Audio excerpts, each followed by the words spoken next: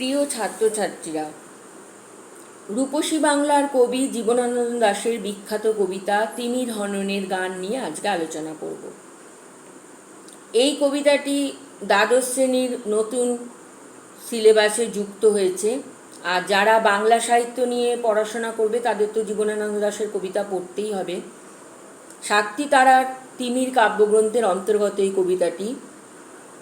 এই কাব্যগ্রন্থ কবি উৎসর্গ করেন হুমায়ুন কবিরকে। 1355 সালের অগ্রহায়ণ মাসে প্রকাশিত এই কাব্যগ্রন্থে মোট কবিতার সংখ্যা 40।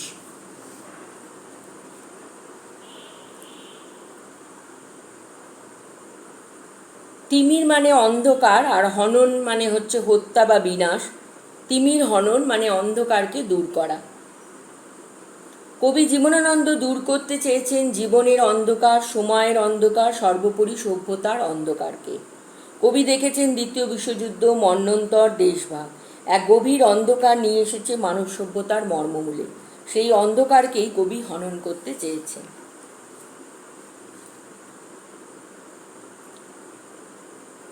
এক জটিল, ভঙ্গুর, অবসাদগ্রস্ত সময়কালের কবি জীবনানন্দ। তার কবিতা লেখার সময়কালে দুটো বিশ্বযুদ্ধ ঘটে গেছে, মন্বন্তর, দেশভাগ মানব জীবনে নিয়ে এসেছে শুধুই অন্ধকার। কোথাও কোনো আশার আলো নেই। মানুষই হয়ে উঠেছে মানুষের ঘাতক। মানুষের মধ্যে শুভবুদ্ধি লোপ পেয়েছে, প্রেম বা ভালোবাসা জীবন থেকে হারিয়ে গেছে। এইসব দেখে কবি বেদনায় আচ্ছন্ন হয়ে পড়েছেন। সাতটি তারার তিমির এই সময়কালেই রচিত।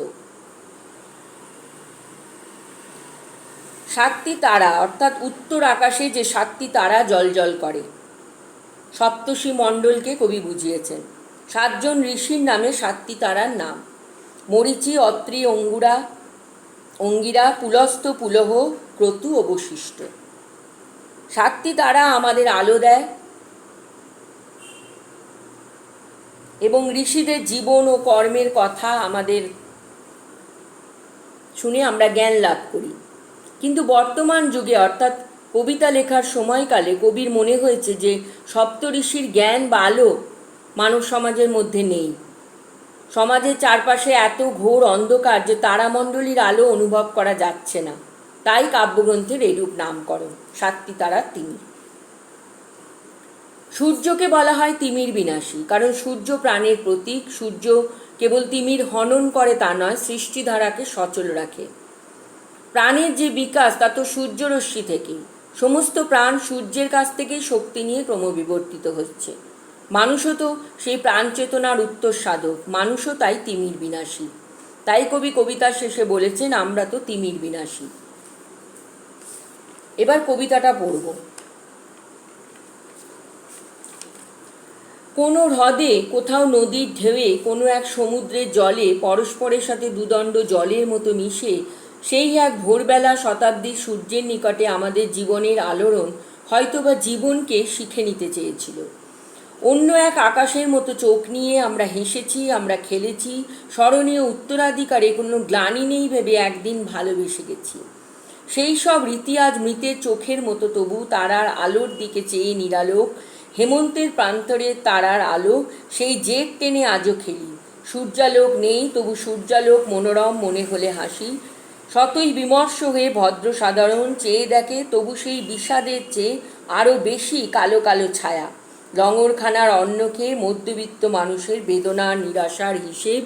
নর্দমার থেকে শূন্য ডিঙিয়ে ওভারব্রিজে উঠে নর্দমায় নেমে ফুটপাত থেকে দূর নিরুত্তর ফুটপাতে গিয়ে নক্ষত্রের জ্যোৎস্নায় ঘুমোতে বা মরে যেতে জানে। এরা সব এই পথে, এরা সব ওই পথে, তবু মধ্যবিত্ত মোদির জগতে আমরা বেদনাহীন, অন্তহীন বেদনার পথে। কিছু নেই, তবু এই জেট টেনে খেলি। সূর্যালোক প্রজ্ঞাময় মনে হলে হাসি। জীবিত বা মৃত রমণীর মতো ভেবে অন্ধকারে মহানগরীর মৃগনাভি ভালোবাসি। তিমির হননে তবু অগ্রসর হয়ে আমরা কি তিমির বিলাসী? আমরা তো তিমির বিনাশী হতে চাই, আমরা তো তিমির বিনাশী। এবার কবিতাটার ভাব বলছি। সৃষ্টির উষাকালে বা আদিতে প্রাণের প্রকাশ ঘটেছিল, বা প্রাণের যে আলোক বিচ্ছুরিত হয়েছিল তা কিন্তু অন্ধকারকে বিনাশ করে। প্রাণের যথার্থ পূর্ণতা কিন্তু মানুষের মিলনের মধ্যে।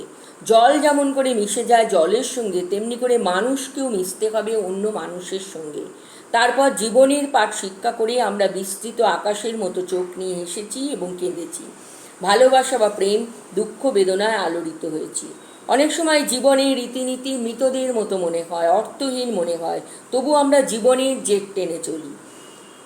কখনো জীবনে সূর্যালোক নেই বলে মনে হয়, জীবন তখন বিষণ্ণ বিপন্ন বোধ করে, তবু আমরা আপাত আনন্দের আচরণে মনোরম হাসি। দ্বিতীয় বিশ্বযুদ্ধে মানবতার অপমৃত্যু, নবসভ্যতার কৃত্রিমতা জীবনকে বিধ্বস্ত করেছিল। হতাশার কালো ছায়া কবিসত্তাকে আচ্ছন্ন করেছিল। তার জীবনও তখন বিপন্ন। কিন্তু সেই হতাশা নৈরাশ্যকে দূরে সরিয়ে কবি নবীন সূর্যকে আবিষ্কার করেছেন। মধ্যবিত্ত মানুষ জীবনের ক্ষুদ্রতার পথে নেমেছে, বেদনা নিরাশার হিসেব ডিঙিয়ে নর্দমায় নেমেছে, ওভারব্রিজে উঠেছে, অর্থাৎ জীবনের উত্থান পতনের সমান অংশীদার হয়েছে তারা। এইভাবে তারা জীবনকে উপভোগ করে মরে যেতে জানে, অন্তহীন বেদনার পথে চলে। কৃত্রিম হাসি কিন্তু তাদের মুখে লেগে থাকে। অর্থাৎ মধ্যবিত্ত জীবন কেবল তিমির ভালোবাসে, অন্ধকারে ভোগের জীবন পছন্দ করে, তাই তারা তিমির বিলাসী।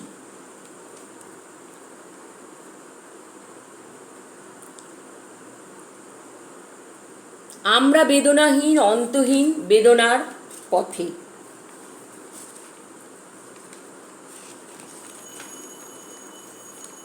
মানে মধ্যবিত্ত মানুষের জীবন যন্ত্রণার কষ্ট, বেদনার চিত্র।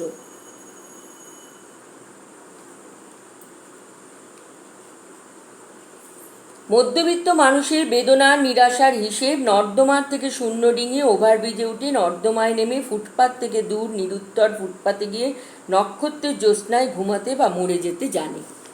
অর্থাৎ মধ্যবিত্ত মানুষের জীবনের উত্থান পতন বোঝাতে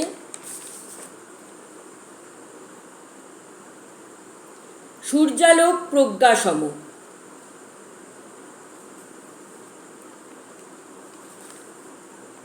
এটা কেন বলেছেন না, শহরে বিলাসিতার লাস্য, দারিদ্র্যের ভয়াবহতা, স্বার্থের সংজ্ঞা সূর্যের উজ্জ্বল উপস্থিতিতে আলোকে সর্বত্রই স্পষ্ট হয়ে যাচ্ছে। মহানগরীর মৃগনাভি ভালোবাসি। মৃগনাভি বা কস্তুরী হরিণের গ্রন্থি থেকে নিঃসরণ হয়, মহামূল্যবান সুগন্ধি হিসেবে ব্যবহৃত হয়। এটা কেন বলছেন না, মানুষ অন্তরের সুন্দরকে ভুলে গেছে, খুঁজে পাচ্ছে না। মহানগরীর আকর্ষণে সে আকৃষ্ট, মহানগরীর জৌলুস, তার বাহ্যিক জাঁকজমক আড়ম্বর, সেইগুলোকে সে আঁকড়ে ধরছে, সেই অর্থে ব্যবহৃত হয়েছে।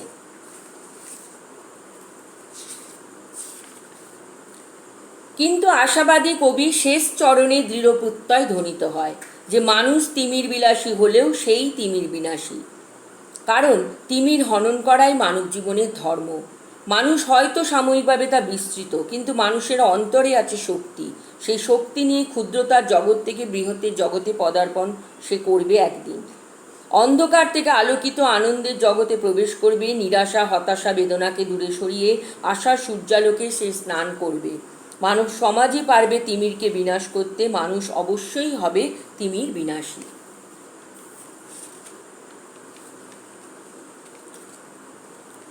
কবি জীবনানন্দ প্রকৃতিপ্রেমিক, রোম্যান্টিক।